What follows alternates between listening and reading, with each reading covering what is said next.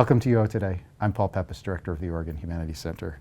My guest today is Cera Smith, Assistant Professor of Indigenous Race and Ethnic Studies at the University of Oregon. They specialize in 20th and 21st century U.S. Black literatures, radical protest literatures of the U.S., Black studies, critical race theories, affect theory, gender and sexuality, histories of science and medicine, and health humanities. Prior to coming to the University of Oregon in fall 2023, Smith taught courses like Black Life and the Human Body, Who is an African American, U.S. Afro-Latinx Literatures, and Writing Trauma, while a PhD student at Yale University, where they were a 2021 Franke Graduate Fellow. Smith was also a 2022-23 John Hope Franklin Dissertation Fellow awarded by the American Philosophical Society. They have worked for social justice-oriented educational organizations, including the California Conference for Equality and Justice and the Yale Prison Education Initiative. Smith's book project, Vivified Viscerality, Bioscience and the Black Interior in U.S. Black Literature and Sculpture, demonstrates how and why U.S. Black artists use biology to depict racialized life. Thanks, Cera, for coming on the show, and welcome to the University of Oregon. Thank you so much for having me. So first, tell us a little bit about your background and how you came to study what you study. Sure. So I'm originally from Southern California. I split my time between Long Beach and Cerritos, California, and loved being there. It was a very multicultural environment. I went to a high school that was predominantly Asian and Asian American, and then wanted to go to a liberal arts college for my undergraduate career and couldn't afford it. So I ended up going to the local school, California State University, Long Beach, predominantly Latinx, Hispanic serving institution, and had an amazing educational experience there. I majored in English literature and creative writing and minored in psychology, and felt like, you know, I really enjoy this. I want to keep doing research, keep doing writing, keep reading and talking to folks about my ideas. And so I participated in a program called the Institute for Recruitment of Teachers, which helped me apply to graduate programs. And from there, I went to do my graduate work at Yale in a joint PhD program in African American Studies and English, and really enjoyed that experience. So yeah, that's my educational background. I came to study what I study, which is kind of at the intersection between Black literary studies and the health humanities, in a couple different ways. I have an official answer and an unofficial answer. Okay. So I'll give you both. The official answer is that when I was an undergraduate, I was doing reading in my courses, and I kept seeing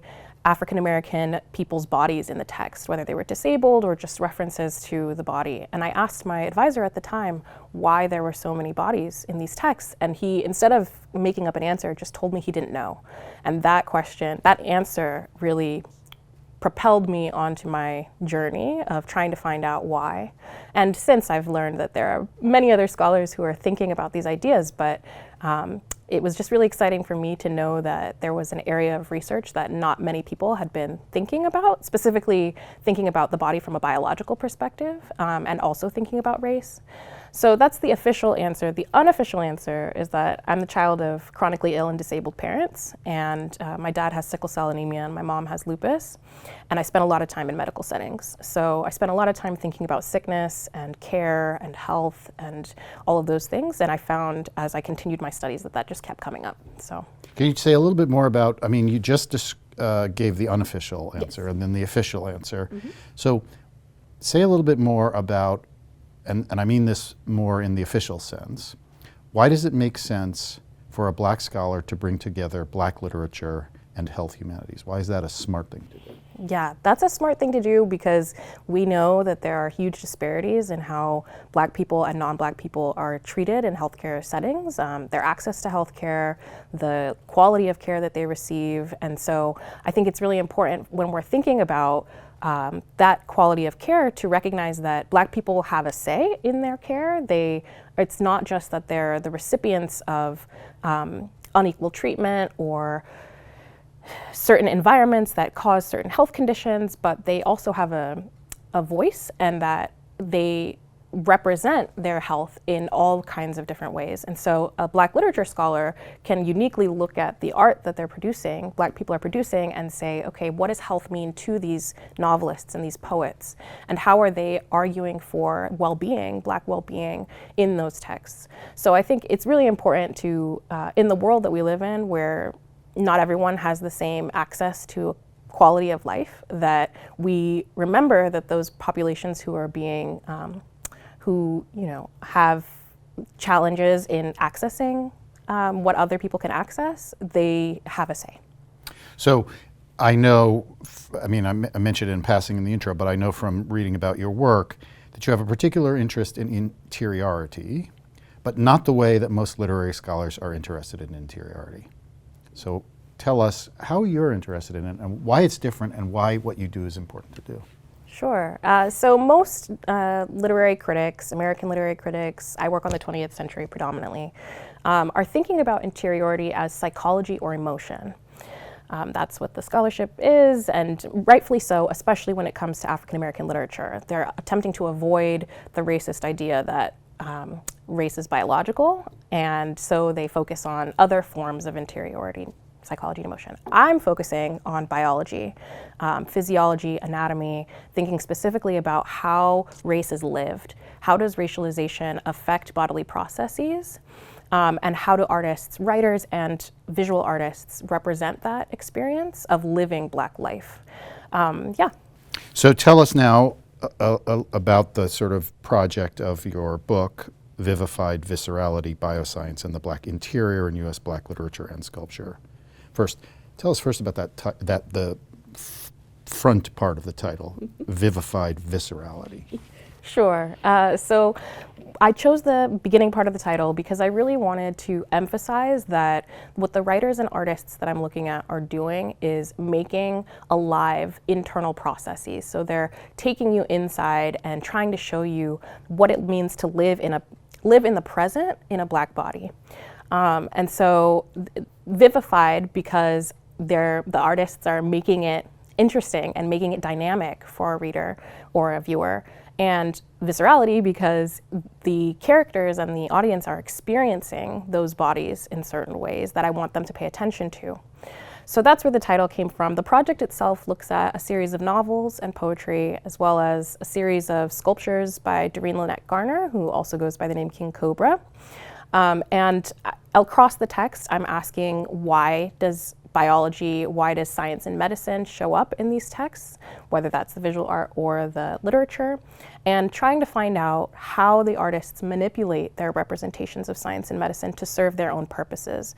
And the artists that I'm looking at are specifically trying to expose anti-Blackness and teach about how Black people navigate those conditions. And so, yeah, I'm really excited about the project. The structure is literary chapters with interludes about the sculptures. Mm-hmm. And I wanted to include both because I felt like I was having a hard time finding the language to describe what the literary writers were doing at the beginning of the project. And so I turned to Cobra's work and said, okay, if I can describe how she's visually representing biological Black bodies, then maybe I can find better ways to describe what's happening in the literature.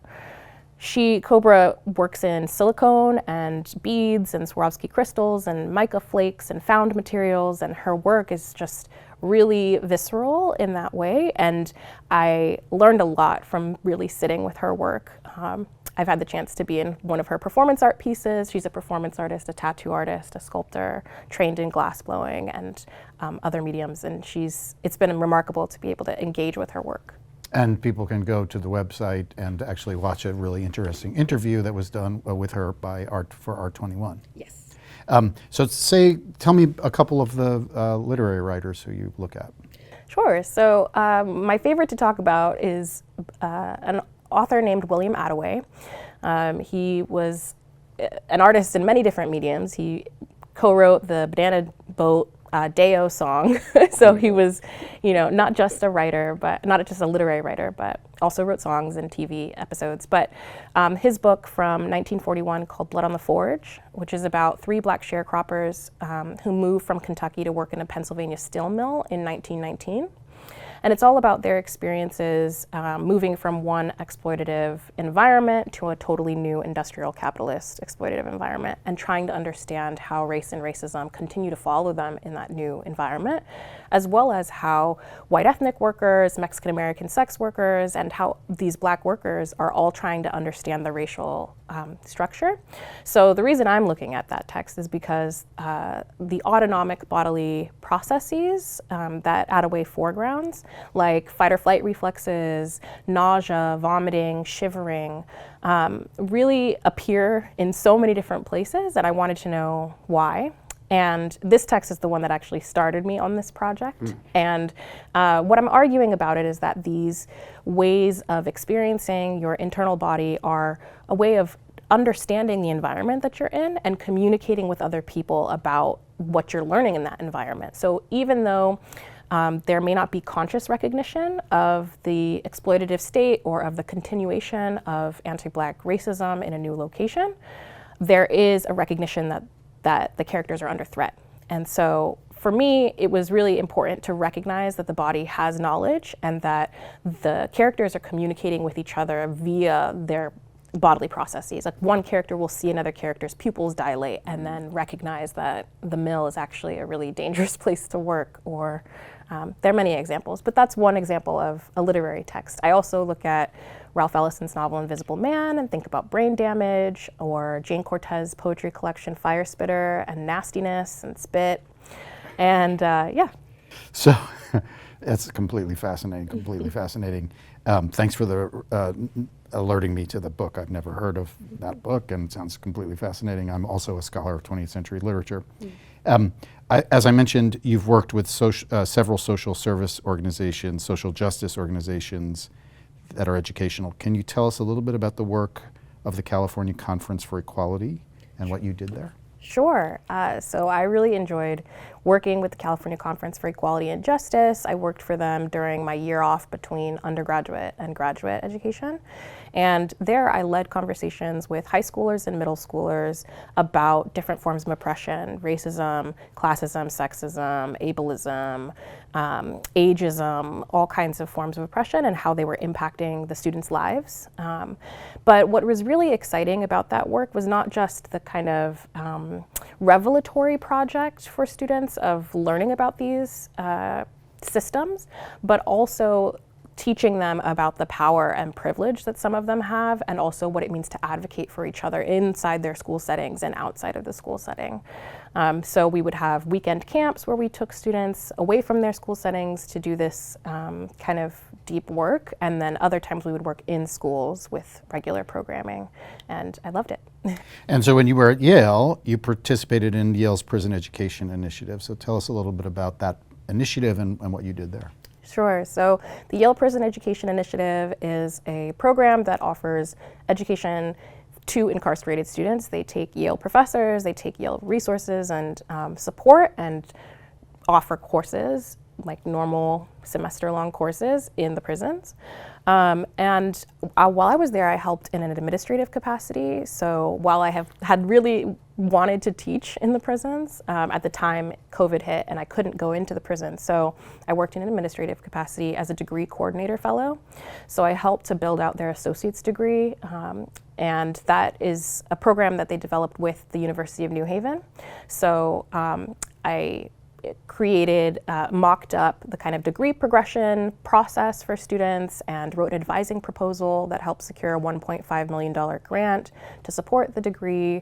I worked on many different aspects of figuring out how to get students through an associate's degree program, and really loved it. And so now the associate's degree is happening. I'm very excited to say. Are you aware of the University of Oregon's prison education program? I am, and I'm excited to get involved. Good. It's an amazing program. So, in addition to being a scholar and a social activist, you are also a teacher.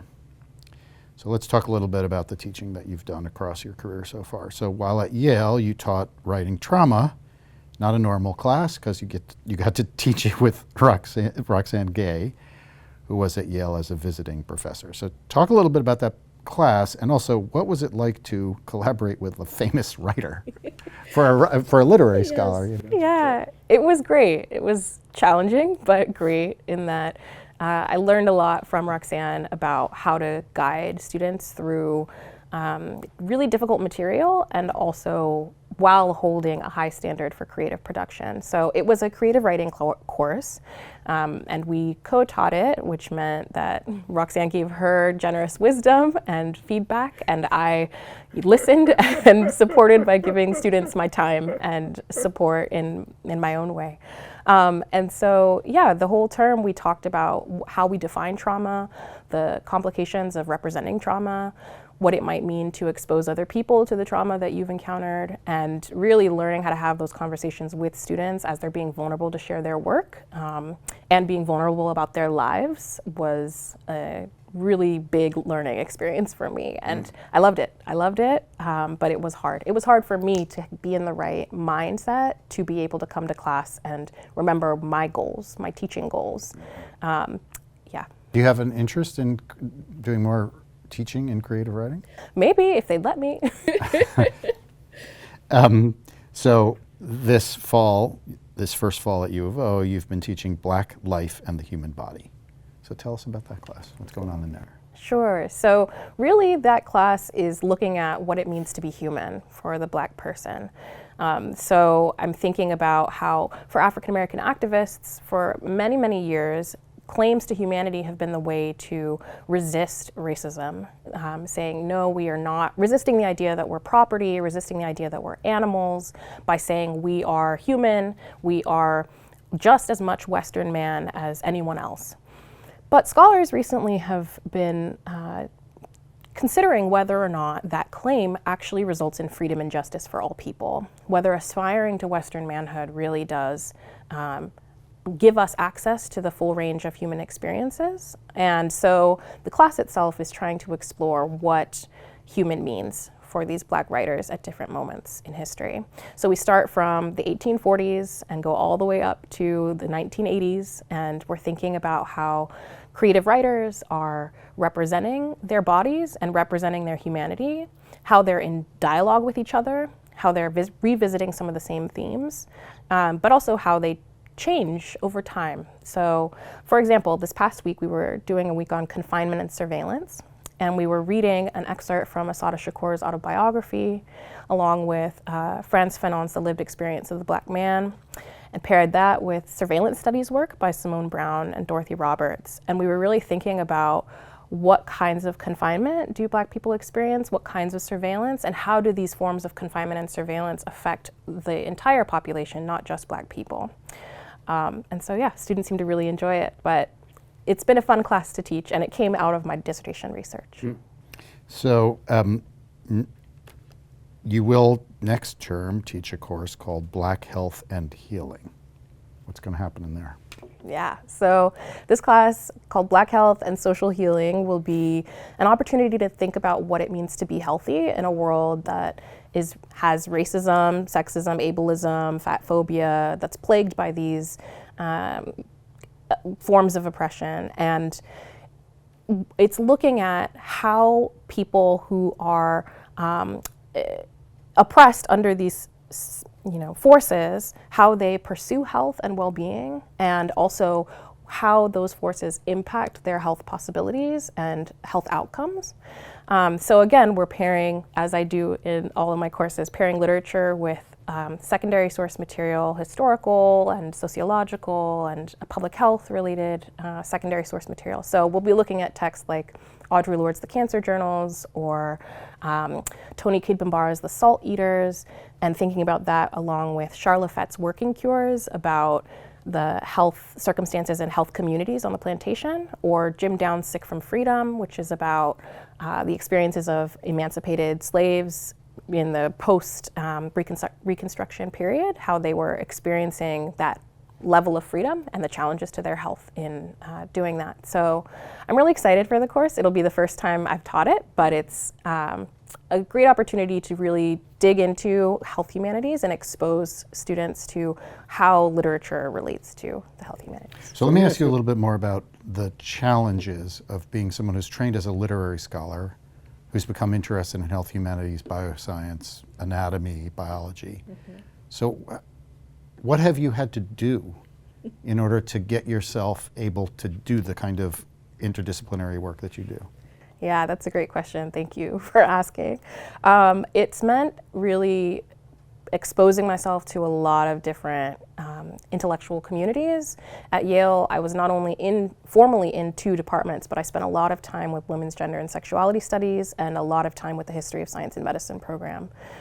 So that meant attending talks, taking courses, talking to faculty, and what it'll mean now that I'm in this position is continuing to be involved with academic associations and journals and what have you. But it's meant a lot of reading around, and it has also meant learning new ways of presenting that research. So I was recently editing an article that included a lot of historic material about the Black hospital movement, and it also included information from psychology and cognitive science. So I had to learn how to write all of those things together with my close reading. And it's a process because not many people know how to receive that work, but I'm learning with each new day how to present it in a way that's legible to various audiences. And so far people have been excited about it, but I'm blazing my own little trail. So, what attracted you to the University of Oregon? Oh, yes. Well, many things attracted me to being here, but really when I visited, it was the people, the community that I found in the Indigenous race and ethnic studies, the other faculty, the students, were just so kind and generous and also thoughtful in the ways they engaged my work. They were able to bring out ideas that I'd had, really augment them and encourage me about them. And I found that not just in IRIS, but also I have friends in the linguistics department or in women's gender and sexuality studies who have all come around me to support the very interdisciplinary work that I'm doing, and that felt really good. So that really made me so excited about the possibility of coming here, and I'm glad I was able to. I'm also just really excited to be involved with, I'm interested in museum studies too. So some of the work that I've done has been about representations of the body in museum settings. So I'm excited that there are 2 museums here, that I could do work with, and there are other folks who are interested in teaching courses about museums and thinking critically about museums. So that's another reason why Oregon was a great choice. We've already talked about sort of some of the social justice work that you've done in the past. Do you have any thoughts about pursuing that work in our community? Oh, yeah. Well, first, my goal, my task for myself is to really learn more about Eugene, about the University of Oregon, about who's here and what it means for the students and the local community to be here. So I'm in a phase of learning first before trying to offer any services. But I am really excited that there is the UO Prison Education program and that there's many people who seem to care about life in Oregon and how the university is relating to the local community. So I'm excited to get involved. I don't know yet where exactly that will be, but I'm excited about it. And I'm particularly excited to get involved with Black community here on campus. So the Black Cultural Center, the Black Strategies Group, I'm really excited to find out what work they're doing to serve Black students because that's one of my passions. Are any of the courses that you're teaching going to be cross-listed in Black Studies? Are you going to teach for the Black Studies program? Yes. So they are cross-listed. Well, they do count towards the Black Studies program, and I will be teaching in it. So. Good. So you've told us about the dissertation project that you are working on to turn it into a book. What do you think you're going to pursue when that's behind you? I have this idea to write a book on Black women's health cultures. So some of the work that I'd mentioned, Audre Lorde's cancer journals and Toni Cade Bambara's assault eaters, thinking about the 80s and 90s as a moment when a lot of Black women were thinking about their health and really advocating for a more just society around health issues.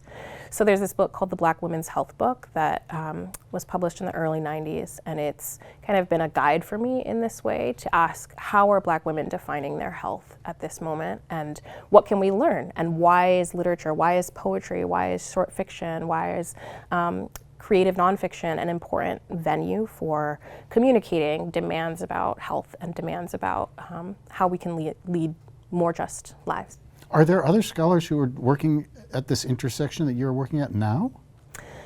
That's a good question. In terms of the second book project or the Just in general, In general. the work that you do. Yes, there are. There are some amazing scholars. I consider myself to be learning from and in conversation with people like Zakiya Iman Jackson, whose book On Becoming Human is an amazing text about the human and about Black people's relationships to humanity. I consider myself in conversation with Sylvia Wynter and Catherine McKittrick. She just recently published a book called Dear Science and Other Stories, which is thinking about Black studies' relationship to science and the problems of science for Black people.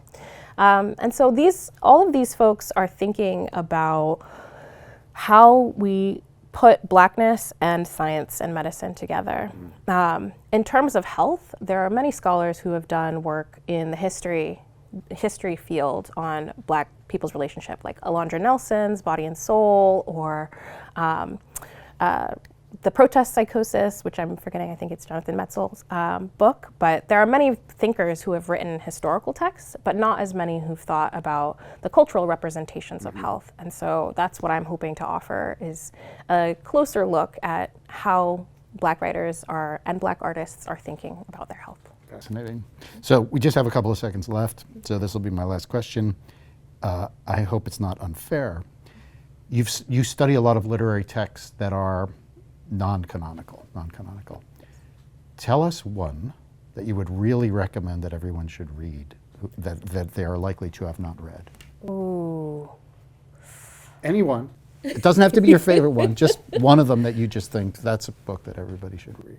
I really think the Attaway book that I mentioned before is a book that people don't often come across, that I think everyone should read. I think it really shares a lot of the kind of issues that we're dealing with in the contemporary moment, whether that's about labor, politics, or about the environment, or about migration, or any of those things. And he does it in such a beautiful and also terrible way. And I think it was considered one of the, like Richard Wright and Ralph Ellison all really praised the book, but it's not really remembered in general education. So I would recommend that people read it. It's called Blood on the Forge by William Attaway from 1941. Thank you, Cera Smith, for speaking with us today. Thank you for this really interesting conversation, for your fascinating work. Best of luck to you. Thank you so much. It's been a pleasure. It has. I've been speaking with Cera Smith, Assistant Professor of Indigenous Race and Ethnic Studies at the University of Oregon. Thanks so much for watching.